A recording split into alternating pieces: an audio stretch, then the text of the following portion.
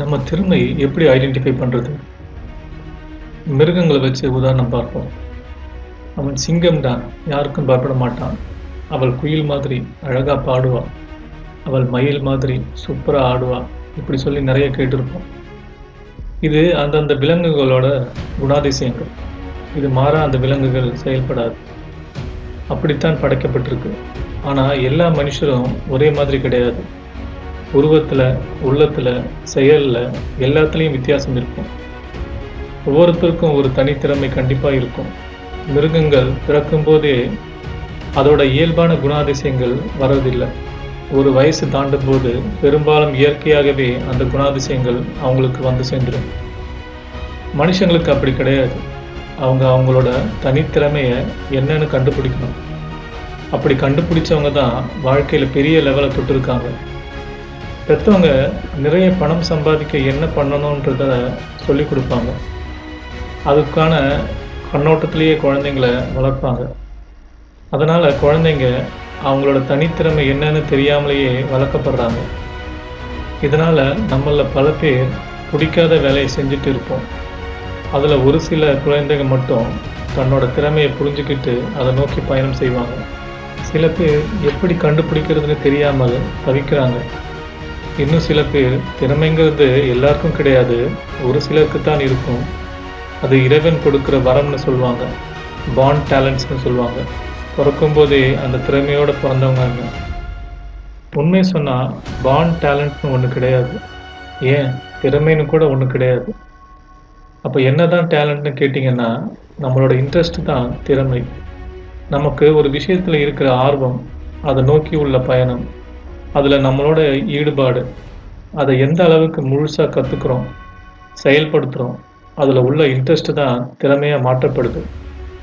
சரி, நம்மளோட இன்ட்ரெஸ்ட் எப்படி கண்டுபிடிப்பது? ஒரு உதாரணம் பார்ப்போம். ஒரு ஒரு ஆளுக்கும் வேறு வேறு இன்ட்ரெஸ்ட் இருக்கும். ஆனால் பொதுவான இன்ட்ரெஸ்ட்னு பார்த்தா சினிமா தான். சினிமாவில் உங்களுக்கு ரொம்ப பிடிச்ச நடிகர்னு ஒருத்தர் இருப்பார்.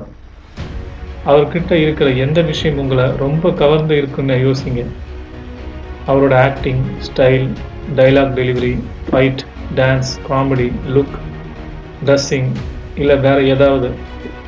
இதில் எது உங்களுக்கு ரொம்ப பிடிச்சிருக்கு? யூடியூப் ஓப்பன் பண்ணால் அந்த நடிகரை பற்றி தேடினீங்கன்னா முதல்ல என்ன போட்டு தேடுவீங்க? அதுதான் உங்களோட திறமை, இல்லை இன்ட்ரெஸ்ட்.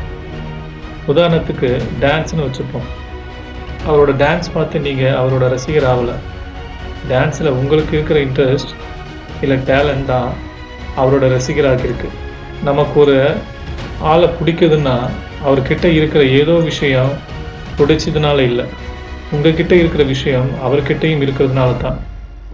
ஆமாங்க, அவர்கிட்ட அந்த ஒரு விஷயம் உங்ககிட்டையும் இருக்குது. ஆனால் அது அப்படியே இல்லை. அப்படியே இருக்கிறதா இருந்தால் அப்புறம் அவர் இருக்கு. இப்படி உங்களுக்கு பிடிச்ச விஷயம் எல்லாம் ஒரு பேப்பரில் எழுதுங்க, வரிசைப்படுத்துங்க. அதில் ரொம்ப பிடிச்ச விஷயத்த நம்பர் 1ல் எழுதுங்க, மற்றதை அடுத்தடுத்து எழுதுங்க. நீங்கள் படிக்கிறவங்களா இருந்தாலும், வேலைக்கு போகிறவங்களா இருந்தாலும், இல்லை யாராக இருந்தாலும், நீங்கள் எழுதின முதல் 5 விஷயத்தில் எந்த விஷயம் நீங்கள் நீண்ட நாள் செய்ய முடியும்னு யோசிங்க. அதை செஞ்சால் இப்போ கிடைக்கிற சந்தோஷம் மாதிரி எப்பவும் கிடைக்கணும். நடுவில் போர் அடிச்சிடக்கூடாது. இது எல்லாத்துக்கும் முழு நேரம் ஒதுக்க வேணாம். ஒரு நாளில் கொஞ்சம் நேரம் ஒதுக்குனா போதும். அந்த விஷயத்தை இன்னும் அதிகமாக தேடுங்க, கற்றுக்கோங்க, செயல்படுத்துங்க. ரிசல்ட்டை பற்றி கவலைப்படாதீங்க. யார் என்ன சொன்னாலும் காதில் வாங்கிக்காதீங்க. முடிஞ்ச அளவுக்கு உங்கள் முயற்சியை ரகசியமாக வைக்க பாருங்கள். நீங்கள் பண்ணுற விஷயம் உங்களுக்கு வாழ்க்கையில் திருப்தியை தரும். சின்னதாக இருந்தாலும் ஏதோ சாதிக்க போகிறோங்கிற எண்ணம் மனநிறைவை கொடுக்கும். தோல்வி அடைஞ்சாலும் தொடர்ந்து முயற்சி பண்ணுங்கள், பாதியில் கைவிடாதீங்க.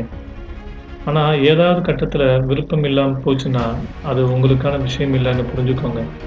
ஆனால் தோல்வி அடையிறதுனால விருப்பம் இல்லாமல் போச்சுன்னா அது தற்காலிகம்தான். மீண்டும் முயற்சி பண்ணால் முன்னை விட அதிவேகத்தில் உங்கள் வெற்றிக்கான பயணம் இருக்கும்.